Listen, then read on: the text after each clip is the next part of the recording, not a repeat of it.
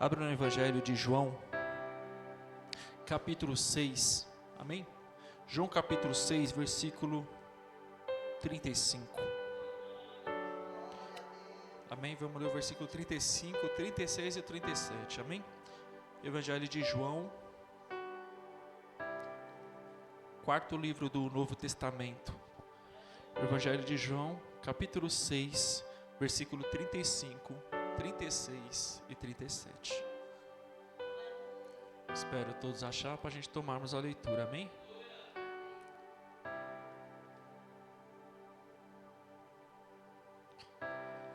Amém, igreja? Todos acharam? Amém. Quem achou, dá um glória a Deus. Amém, então vamos ler. O Evangelho de João, no seu capítulo 6, a partir do seu versículo 35, vai dizer: E Jesus lhe disse: Eu sou o pão da vida. Aquele que vem a mim não terá fome, e quem crê em mim nunca terá sede. Mas já vos disse que também vós me vistes, e contudo não crês.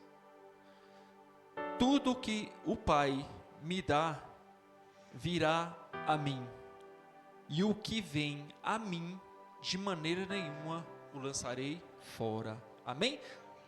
Tudo que o Pai me dá virá a mim, e o que vem a mim de maneira nenhuma o lançarei fora. Amém? Curva sua cabeça. Soberano Deus e eterno Pai, obrigado, Senhor. Em meio à luta, em meio às batalhas, em meio à dificuldade, em meio à batalha espiritual, Senhor, o Senhor nos permitiu chegar na Tua santa presença, Pai. O Senhor sabe como cada um entrou aqui, Senhor. Então, Pai, nós te pedimos, Senhor, fala como lhe apraz, Senhor. Pai amado Deus, a palavra fala que quanto mais oração, mais poder. Então, neste momento, Pai, que o homem seja reduzido a pó, e somente Teu nome seja glorificado, em nome de Jesus. Amém? Pode estar sentado dando glória a Deus. Amém, igreja? Palavra do Senhor, muito forte e um pouco conhecido, né? Esse versículo que fala que Jesus fala que Ele é o pão da vida. Mas vamos entender o porquê Jesus disse isso. A palavra do Senhor, se nós lermos um pouco mais atrás, nós vamos entender que Jesus ele tinha um primo que ele amava muito. Esse primo era João Batista, no qual ele veio abrir caminho para a vinda de Jesus. Jesus já havia nascido, mas era necessário alguém pregar sobre o grande Messias. E nisso o próprio Deus levantou o seu primo o profeta João Batista, no qual ele ficava no deserto clamando e pregando a verdade a todo o povo. Só que nisto havia naquela época um rei chamado Herodes. E Herodes, ele era um homem que temia um pouco a Deus, temia um pouco João Batista, mas mesmo assim ele era um homem ruim e fazia coisas ruins. A Bíblia vai dizer que ele toma do seu próprio irmão, Filipe Herodes, ele toma a esposa dele, sua mulher chamada Heródias. E ali, Herodes ele chega ali no mar onde está, no deserto onde está João Batista, e vai pedir para ser abençoado, que o casamento seja abençoado com Heródias, Herodes que tomou a esposa do seu irmão. Só que João Batista era um homem que, apesar das circunstâncias, ele pregava a verdade. Não se intimidava se era com o rei, com o governador, ou quem fosse. A verdade tinha que ser pregada e ele não podia se intimidar, por causa de status do homem. E a Bíblia vai dizer que João Batista ali começou a chamar Herodes de adúltero, junto com Heródias, e falou: não tenho como abençoar um casal que vem a partir de um adultério. Diante de todo o povo, João Batista falou a verdade. E isso causou uma ira, não só no rei Herodes, mas também da sua amante, Heródias. No qual a Heródias ali passou dias e dias maquinando, porque de uma forma ou de outra ela queria caçar e matar João Batista.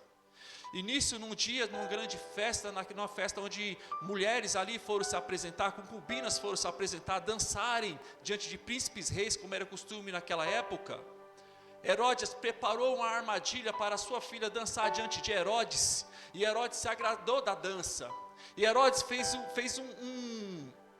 falou algo para aquela menina lá, fez uma promessa para ela, falou assim, ó, o que você me pedir, eu te darei até metade do reino. Só que ele fez essa promessa diante de muitos príncipes, e essa promessa não podia ser revogada. E ali a menina, ela já toda programada com a sua mãe, ela pediu a cabeça de João Batista, numa bandeja de prata. E Herodes, mesmo temendo João Batista, sabendo que era um profeta, homem de Deus, assim o fez e entregou a cabeça de João Batista numa bandeja de prata para aquela mulher. João Batista pregou, falando a verdade, não importa se arrancar a cabeça, mas pregou a verdade. E hoje em dia falta muito isso, pregar a verdade. Querer encher a igreja com mentiras é muito fácil, fazer promessas, profetizações que não é verdade, enche a igreja. Falar que Deus vai fazer, que Deus vai encher de dinheiro, Deus vai mudar a sua vida, Deus faz, Deus muda, mas é do jeito que Ele quer, é da forma que Ele quer, porque a gente tem que ser transformado, mas para a gente ser transformado, o Senhor tem que quebrar o vaso. O Senhor não sai emendando, tampando buraco, tapando brecha, não. O Senhor tem que quebrar o vaso e fazer um vaso novo, diferente, para a honra e a glória dEle. Então não adianta a gente falar para o povo o que o povo quer ouvir, a gente tem que falar o que Deus quer falar para o povo. Só que a Bíblia vai dizer que Jesus, ele se entristece ao saber da notícia, e ele sobe para um monte. Ele sobe para um monte e quer ficar sozinho por um tempo nesse monte. Só que pessoas ali que conheciam já Jesus e tudo que ele havia feito, começam agora uma multidão a ir atrás de Jesus, e a Bíblia vai dizer que aquele monte agora lota de gente, aproximadamente de 7 a mais de 10 mil pessoas, para ouvir a palavra de Jesus. Sentam ali e ficam ouvindo a palavra de Jesus, e a Bíblia vai dizer que Jesus tem tanta misericórdia daquele povo, que Jesus começa a curar, colocar a mão, começa a libertar, começa a operar milagres sobre aquele monte. Só que as horas vão passando, as horas vão se avançando, e aquele povo está ali nos pés de Jesus, porque é assim, quando a gente está nos pés de Jesus, a gente não está olhando para a hora, a gente não está olhando para o relógio, está falando assim, eita, tomara que acabe logo, tomara que já deu 8h30, tomara que a palavra seja mais curta hoje. Quando a gente está nos pés de Jesus, a gente não liga para o tempo, não liga para a hora, a gente só quer ouvir a palavra de Jesus. Agora há pouco mesmo o nosso levita Tiago estava louvando aqui, eu estava louvando com vontade, que eu estou até pensando, Senhor, será que eu vou morrer hoje? Porque eu estou com uma vontade tão grande de te louvar. E é assim quando a gente está na presença de Deus, a gente quer mais de Deus, a gente quer sentir mais de Deus, a gente quer estar mais perto de Deus, a gente quer falar com Deus, a gente quer falar com pessoas de Deus. E aquelas pessoas estavam sedentas ali, ouvindo de Deus. E a Bíblia vai dizer que as horas avançando, um dos discípulos vai chegar, Filipe, vai chegar assim, mestre, já é tarde, vamos dispensar a multidão?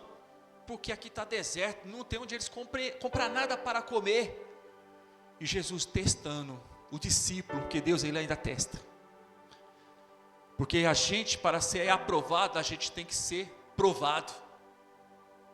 Não existe, ninguém passa numa prova sem ter que preencher ela. E a gente tem que preencher a prova com todos os requisitos. E muitas vezes é assim. A gente está passando por algo que você não sabe o que é, Deus nos provando.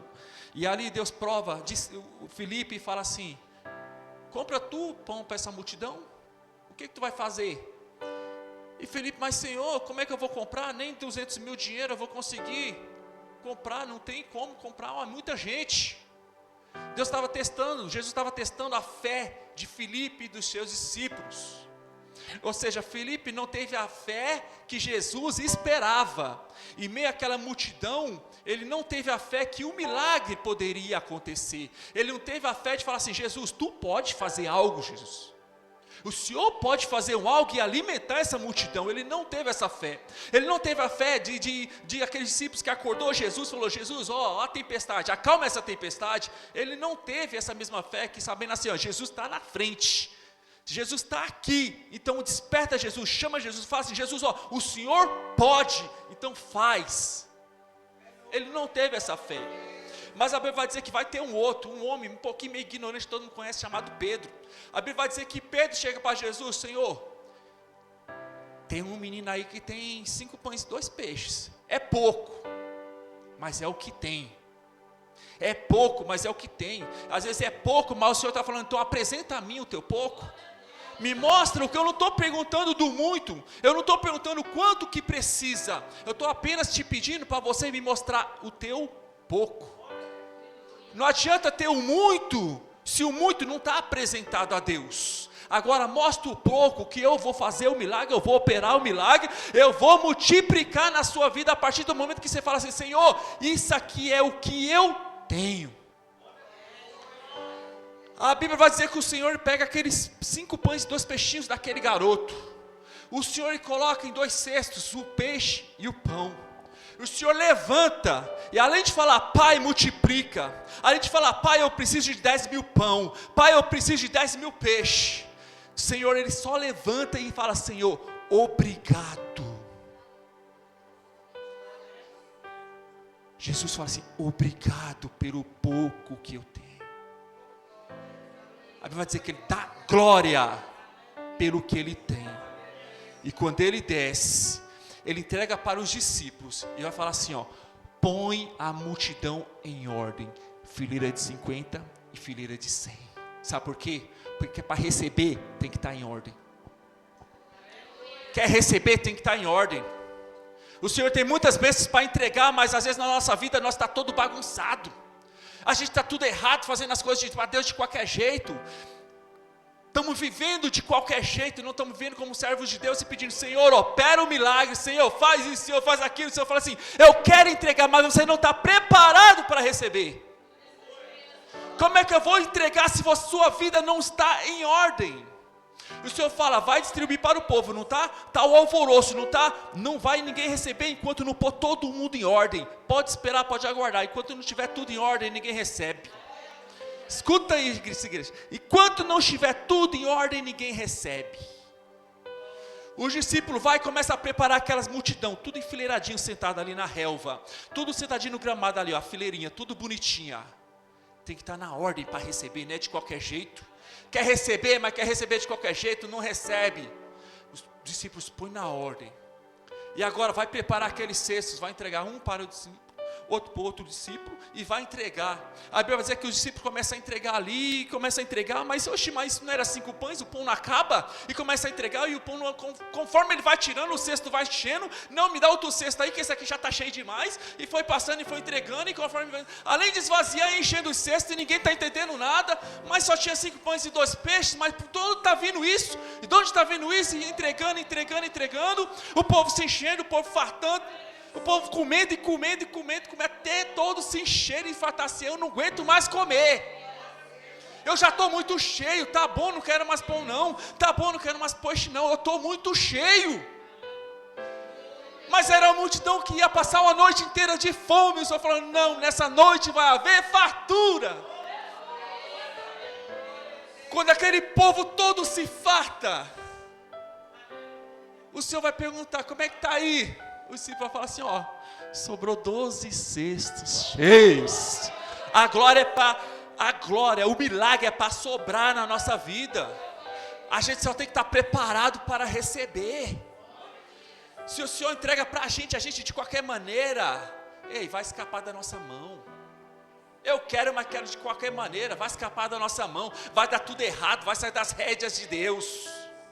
Agora, a partir do momento que chega tudo na ordem, tudo regrado, no tempo de Deus, da forma de Deus, nós estamos preparados, nós estamos como Mardoqueu, aqui na porta. Senhor, estou aqui na porta, preparado para receber. E o Senhor está passando ali, ó. Toma, meu filho, eu te entrego. Agora você está pronto, agora você está pronto, agora você está pronto. Recebe, porque agora você está pronto. Todos comem e sobra. Mas quer um detalhe dessa palavra? Quem estava sentado não estava entendendo nada, não estava vendo o milagre. Sabe quem estava vendo o milagre? Era quem estava servindo. Entenderam ou não? Para ver o milagre, a gente tem que servir. Quem está sentado está vendo o milagre de fora, mas quem está servindo está vendo o milagre de dentro. O próprio Jesus vai falar assim, eu vim ao mundo para servir. Então a gente tem que aprender a estar aqui na terra também para servir. Cada um que estava ali entregando o cesto estava vendo um milagre glorificando. Eu fico imaginando eles dando glória a Deus e entregando o pão. Ô Senhor, achei que não ia dar para ninguém, pai. Não para de subir pão aqui, aumentar pão aqui, aumentar peixe aqui. Mas é através de alguém que entregou o pouco, alguém que apresentou o pouco, e o Senhor multiplicou no pouco. Porque o trabalhar de Deus, se a gente for ver a Bíblia inteira, o Senhor sempre trabalhou no pouco. Você não vê alguém apresentando muito e Deus multiplicando muito. Você vê as pessoas trazendo pouco e o Senhor multiplicando no pouco. A Bíblia vai dizer que passa a noite. Jesus vai dizer para os discípulos agora vamos atravessar o mar de Genezaré. Vamos lá para o outro lado, para Cafarnaum. Os discípulos vamos. Eles entram no barco. Aí Jesus fala assim, eu queria ter um momento sozinho com meu pai. Só que por causa da multidão que chegou, não pude. Vão na frente que eu chego. E ficou uns barcos lá. Os discípulos pegaram alguns barcos, foram na frente, acreditando que depois Jesus vinha com um barco atrás. E Jesus foi para o monte orar. Jesus pensou a multidão, agradeceu e foi lá orar, falar com o Pai, um momento de intimidade, porque até o Filho do Homem teve um momento de intimidade, e muitas vezes nós se acha melhor do que o Filho do Homem, e não quer ter intimidade com Deus, não quer ter aquele momento, acha que a oração é só na igreja, e é momento sim, a gente tem que sim, ter um momento, todos os dias, 1 hora, 2 horas, algum momento do dia você tem que ter de intimidade com Deus. E Jesus ele vai ali, num momento de intimidade com Deus naquele monte. Enquanto isso, os discípulos estão atravessando o mar. Só que a Bíblia vai dizer que na 4ª vigília da noite, na madrugada, começa a vir a tempestade. Começa a vir a chuva, começa a vir um vento, e os discípulos estão ali assustados, com medo, sem saber o que vai acontecer, porque até outro dia eles tiveram que passar pela mesma situação, só que Jesus estava no barco, e eles acordaram Jesus, e Jesus repreendeu o vento e a tempestade, só que agora Jesus não estava ali, e eles estão perguntando, mas e agora, o que nós vamos fazer? Mas eu quero dizer que de uma forma ou de outra, não esquenta a cabeça não, acalma, porque no momento certo, Jesus chega. E quando Ele chega, Ele não chega para não fazer nada, algo grandioso vai acontecer. A Bíblia vai dizer que agora, no meio daquele vento, aquela meio tempestade, eles estão vindo à sombra de algo andando sobre o mar, e andando, pisando assim, mas o que está acontecendo? Ele está flutuando, o que está acontecendo? Está pisando, está andando, quem é aquele que está vindo sobre o mar? Será um fantasma? O medo, eles estavam com tanto medo de morrer que estavam achando que já estavam vendo fantasma. Só que Jesus vai gritar lá do meio do mar: ei, não temas, é eu que cheguei. Os discípulos vão olhar assim e falar: mas será que é ele? Aí Pedro vai falar: Senhor, se és tu, me permita ir ter contigo. O Senhor vai falar assim: então vem, Pedro. Vem por cima das águas, vem andando. O Senhor nos convida para viver um milagre com Ele e andar por cima das águas. O Senhor está falando assim: eu vou até você, mas eu quero primeiro que você venha até a mim. Você vai viver um milagre comigo. Você não só vai receber o milagre, você vai viver. E Pedro ali, ele sai do barco. A Bíblia vai dizer que ele começa a andar. Ele está andando sobre o mar e só olha para Jesus. Ele está andando sobre o mar e só está olhando para Jesus. Só que aí ele lembrou da tempestade.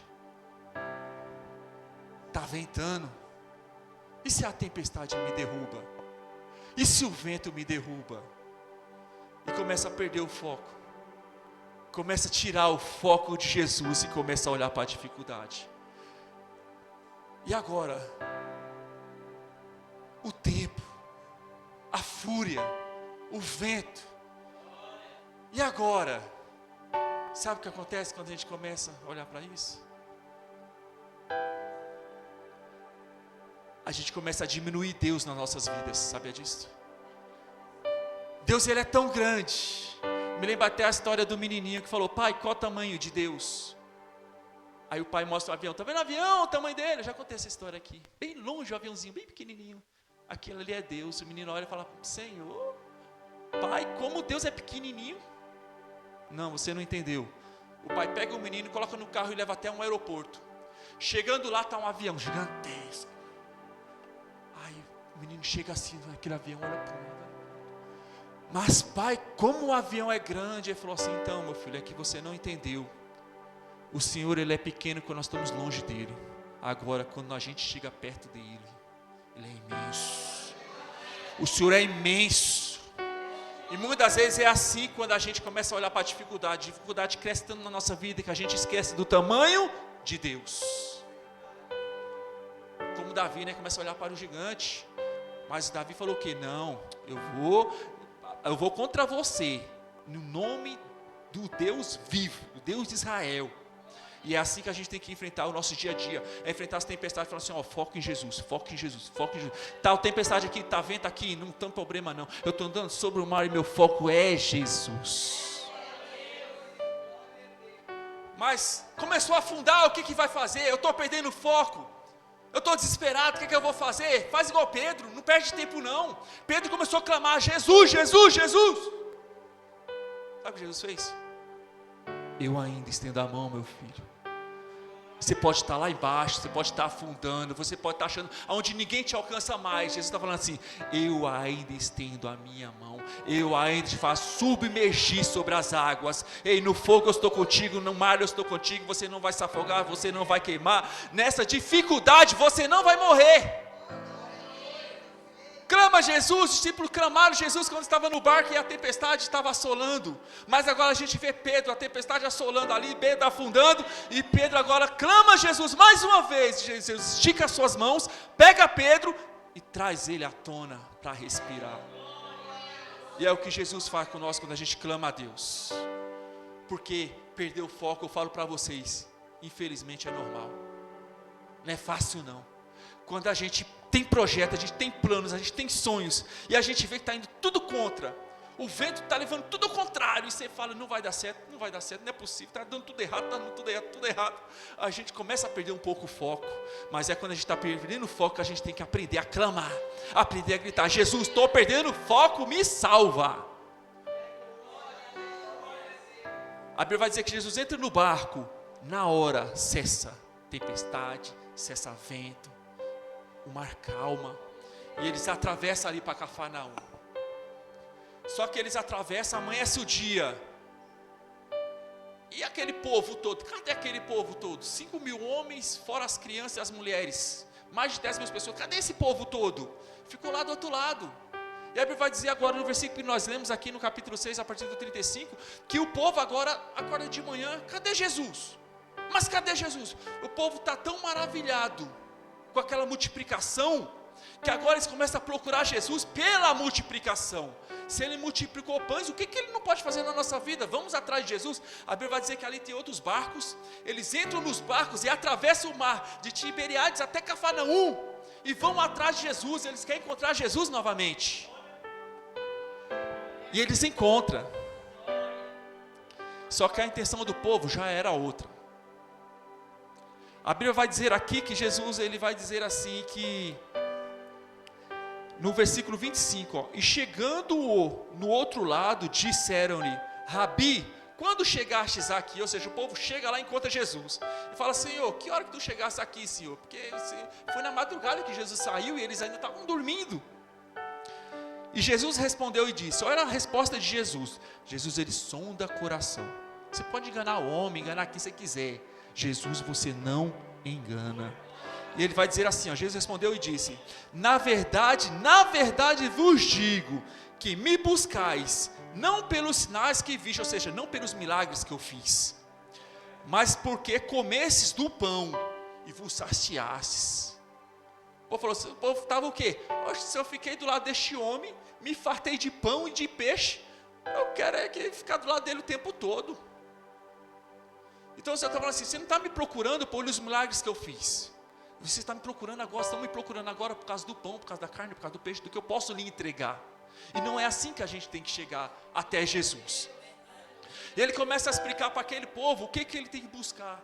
E é onde ele começa a dizer assim, ó, eu sou o pão da vida, o Senhor me enviou, então você tem que crer em mim, para nunca mais ter fome. Que adianta eu te dar um pão, se daqui a pouco você vai ter fome? Que adianta eu lhe dar um peixe, se daqui a pouco você vai comer, daqui a pouco você vai ter fome? Que adianta eu lhe dar um copo d'água, se você vai beber e você vai ter sede? Isso são coisas que você come e é no passar do dia. Um dia você come, no outro dia você está com fome, no outro dia você bebe, no outro dia você está com sede. Agora você tem que vir atrás de Jesus, porque Ele tem a água, que quem bebe não tem sede.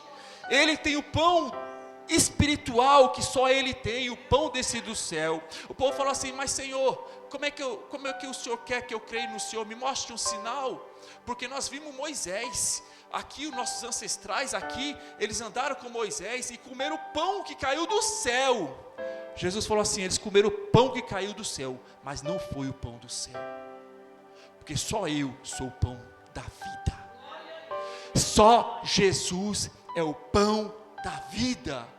E ele fala aqui no último versículo que nós lemos: aquele que crê em mim, aquele que vem a mim, de forma alguma o lançareis fora. Na sua pequena força, o jeito que se chegou aqui, se arrastando, como foi, não sei como é que foi a noite de cada um, como foram os pensamentos de cada um, como foi o dia, como foi a semana de cada um. Chegue nas suas pequenas forças, se arrastando nas pequenas forças, como a missionária fala bastante, como um soldado ferido. Chegue nos pés de Jesus, que Ele está falando assim, ó: de forma alguma eu lançareis fora do meu reino aquele que vem a mim. Antes de vir para cá, eu tentei trazer um pouco, que fizeram uma pergunta para mim, aí uma pergunta foi a outra, eu lembro até, a pergunta era sobre aquele DIU que as mulheres colocam, sabe?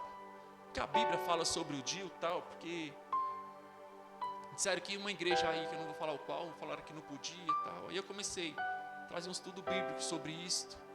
Aí a palavra falou outra, eu comecei a falar de Jesus para aquela pessoa, e eu vim falar assim, ó: se preocupe primeiramente com o mandamento de Jesus. Qual o mandamento de Jesus? Amar a Deus sobre todas as coisas, e ame ao próximo como a ti mesmo, primeiramente. Depois busque entender o resto, que é muitas doutrinas diferentes, cada doutrina ensina as coisas, muitas igrejas buscando, ensinando versículos isolados. Por isso que a Bíblia, nenhum versículo da Bíblia fala assim: leia a Bíblia, nenhum. Mas a gente vê todo o tempo a Bíblia ensinando assim, ó: examinai as Escrituras, medite na palavra, porque a Bíblia tem que ser entendida. Você tem que buscar um entendimento de Deus. Não pode sair lendo assim, saindo falando o que leu. Você tem que entender, porque se você ler de qualquer jeito é apenas um livro. Mas a partir do momento que você busca o entendimento de Deus, Deus começa a falar no teu coração, e começa a encher o teu coração de palavras, e aquela palavra vira um pão espiritual, que você vai saciar, e você vai ter 12 cestos de pães. Sabe o que é 12 cestos? É você ter palavra para você pregar, é você ter palavra para você levar, mas para isso você tem que estar alimentado. Bem, vamos encerrar com um louvor de adoração a